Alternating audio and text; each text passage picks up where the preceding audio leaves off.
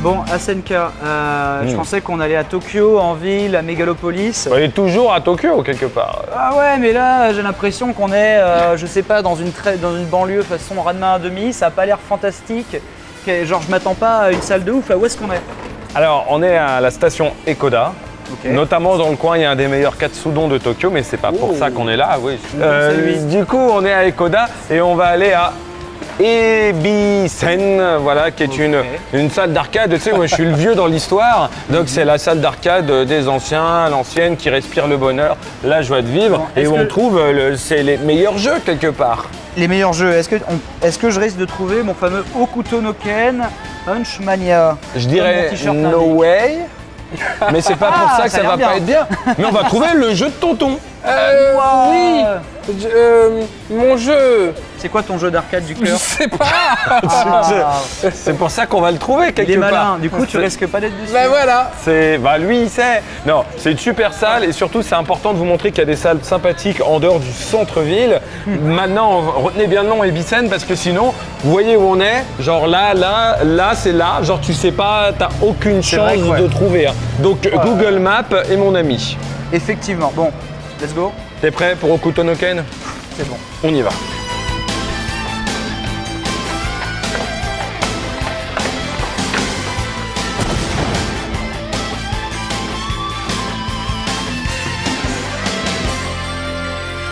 Ben, cette salle d'Ebisen, c'est un petit peu retour vers le futur. C'est un peu la salle à l'ancienne. Qu'est-ce que tu en penses de ce lieu? Très à l'ancienne, surtout beaucoup de shoot'em up verticaux. Là, on voit en fait un petit super play qui a été enregistré sur lecteur, sur graveur DVD, alors dans une qualité plus qu'aléatoire. Mais alors que c'est le DVD officiel. Hein. Tu vois, c'est la salle du scoring. Ouais. Tu regardes les tableaux. La salle des Hokage. Les tableaux, les vrais Hokage d'ailleurs, sur des casse-briques ou sur des shoots et même pas que. Ils viennent ici pour se doser à l'infini tous les soirs. Les anciens, la moyenne d'âge, c'est 2 fois ton âge. Ouais, c'est ça. Et du coup, donc il y a une petite sélection de shoot'em up très bons. Il y a des vrais jeux. Hein. Gunbird 2, des jeux qui sont très stylés, qui sont présents. Le Gunbird 1 est sur Saturn, le Gunbird 2 est sur Dreamcast. La plupart des jeux sont sortis sur Saturn, hein. T'as même sur du Saturn ou Layer Dreamcast, Section. et effectivement, il y a même Layer Section. Et effectivement, regardez, il y a Alucard. Dans ce jeu-là, il y a un personnage qui joue avec un X-Wing. Oh, regarde, ah pouf, il est là, fantastique. On s'en bat les reins quand même. À l'époque, sur le niveau des sprites. Et sur chaque borne, il y a la tu as ce petit appareil qui te permet de brancher ton casque pour pouvoir jouer sans déranger les autres, mais quand même en jouant avec le son. Il y a ce fameux setup absolument merveilleux, regardez, on s'en bat les couilles, hein. Tout passe en câble RCA, c'est-à-dire la qualité la plus pourrave possible pour capturer, il n'y a rien qui est en HDMI. Mais déjà, ils sont en disque dur HD, enfin tu vois, ou DVD, mais parce que là, tu as les premiers setups en VHS. Sur VHS.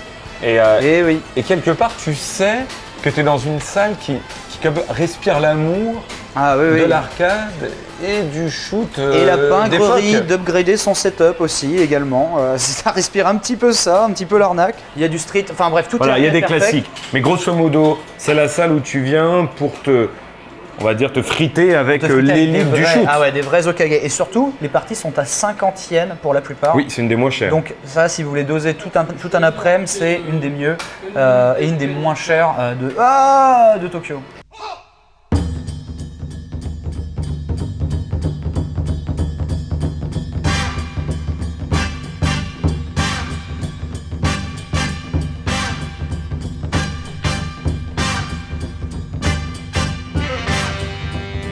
Ah, le fameux Gunbird 2 qui est, voilà, vous l'avez entendu, 1998, donc un jeu qui a désormais 20 ans, qui est d'une magnificence et je dois bien admettre, un des jeux que j'ai le plus dosé non pas en arcade, non pas sur PS2 et sur Dreamcast, mais en émulation comme un gros sale. Et du coup, les graphismes m'avaient totalement plu et c'est totalement chatoyant.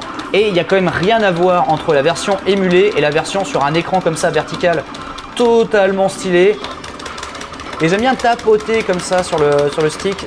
Alors vous voyez, par exemple, je pourrais faire très silencieusement comme ça, voilà, le titiller, mais je suis mort. Et là c'était le moment totalement, voilà, de balancer une furie. On n'a pas fait ça. Gros Nichon Sama revient avec une nouvelle invention toujours plus folle et destructrice. Et maintenant que je suis mort, une fois, je vais pas arrêter de mourir en boucle parce que j'aurai la malédiction de la peur de me dire bah en fait je suis qu'une merde, en fait c'était de la chance jusqu'ici. Et là il sort le mecha qui est une araignée. Et on meurt comme un sac. Vous allez voir, ça peut aller très vite. Hein. Ça peut aller très vite. On est remords. Game over. 50e, 2 minutes de jeu. Je suis parti 2 secondes et t'as déjà perdu. Mais tu m'as dit que je t'avais joué. Cut, coupe.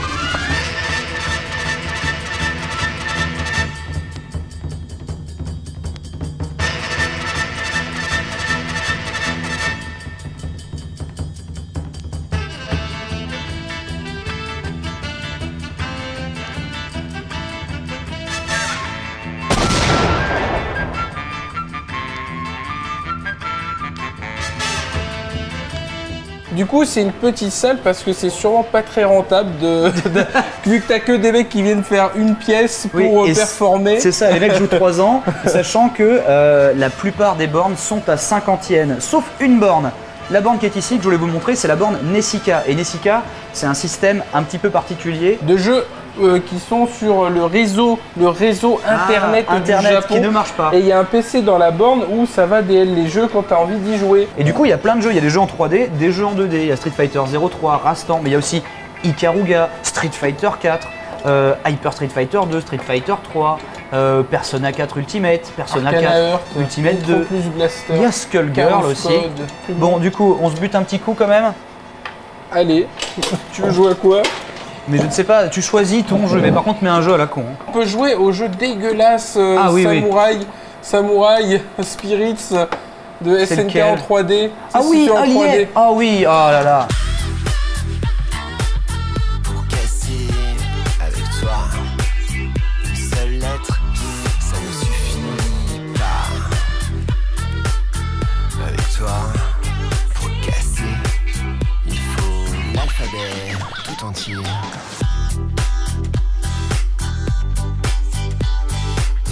On joue Mali, hein. Oh là là, il a fait la BC pour casser. Cette fois, ça y est, je m'en vais. Le temps de démarrer la BM W. Je signerai d'un Z. Tu as un pour casser avec toi. Peut-être en 3 rounds. Non, c'est pas en 3 rounds. Peut-être en 3 rounds. C'est pas en 3 rounds, oui, j'ai gagné avec le vieux. Bien joué.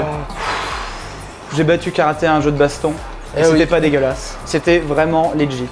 Alors, Ebisen, c'est aussi l'occasion de faire découvrir aux gens l'Atomic Wave. L'Atomic Wave, bien sûr, un système d'arcade complètement incroyable. Où c'est pas dur d'avoir le full set, hein, pour le coup. Oui, il n'y a pas 50 000 jeux. Il n'y a pas 50 000 jeux, mais il y a quelques jeux que tu trouves que sur cette console qui sont pétés. Comme le Samurai Tenkaichi.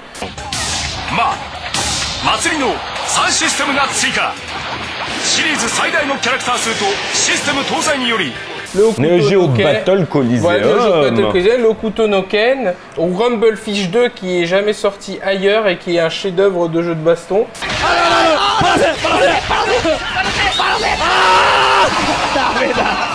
Alors, l'Atomic Wave qui sort au début des années 2000, hein, en 2003, elle est basée sur le hardware de la Dreamcast. Il y a juste en fait plus de mémoire vidéo, plus de RAM aussi. Voilà, il y a le fameux modem. Et le fameux modem, là où net, ouais, c'était le début des années 2000, c'était la promesse du jeu en ligne, déjà en arcade, un peu comme il y a aujourd'hui avec Tekken, le dernier Tekken, ou le Nessica, ou d'autres trucs. Et ça marchait aussi bien? Pas vraiment. Du coup, au final, il n'y a quasiment aucun jeu qui a été jouable en ligne dessus. Mais ils avaient eu l'envie d'avoir l'idée d'avoir l'envie. Mais il y a des vrais exclus, dont le fameux, Demolish Fist. le fameux grand jeu.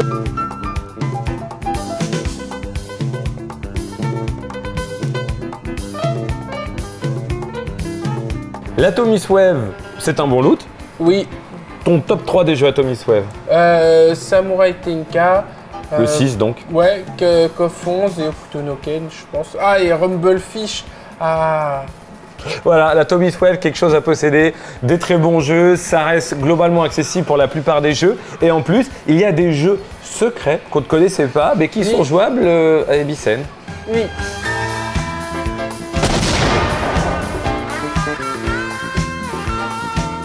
Conclusion Death, Ebisen, des Salou, tout ça. Bah écoute, moi j'aime bien les salles comme ça, avec des vieux shoots, des vieilles bornes qui se ressemblent un peu, qui sont alignées, etc.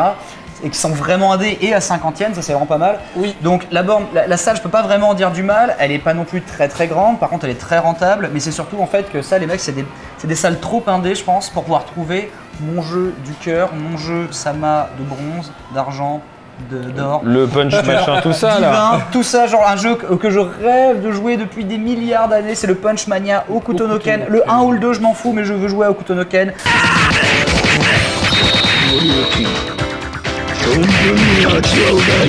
Avec des vraies patates dans des coussins d'air. Il me faut ce jeu, et là c'est pas dans des salles, genre tu vas voir, c'est à 50e, les bornes en 1000 Mais ans. tu sais on va le pas en trouver. même temps. Non.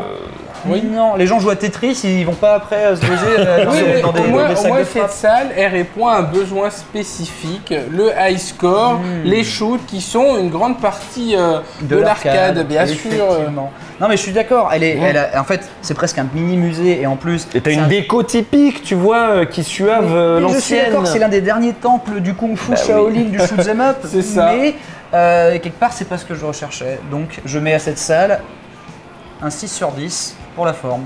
Ah oui. Moi, il y a Kunikuman, je mets 10 sur 10.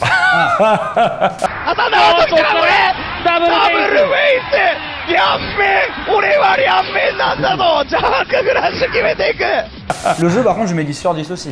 Là je suis d'accord. Et ça, par contre, cette salle, ça doit être formidable de venir regarder les mecs jouer. Ah oui. Ah ça doit être- Oui. Quand tu vois les mecs qui font le high score devant toi ou ils one credit un shoot ou n'importe quel autre jeu, ça doit être J'avoue. magnifique à rien qu'à venir.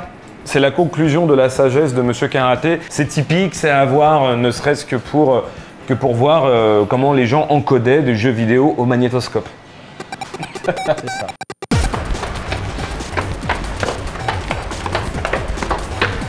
Pourquoi vous courez? Parce que c'est plus stylé. C'est plus Fort Boyard. D'accord.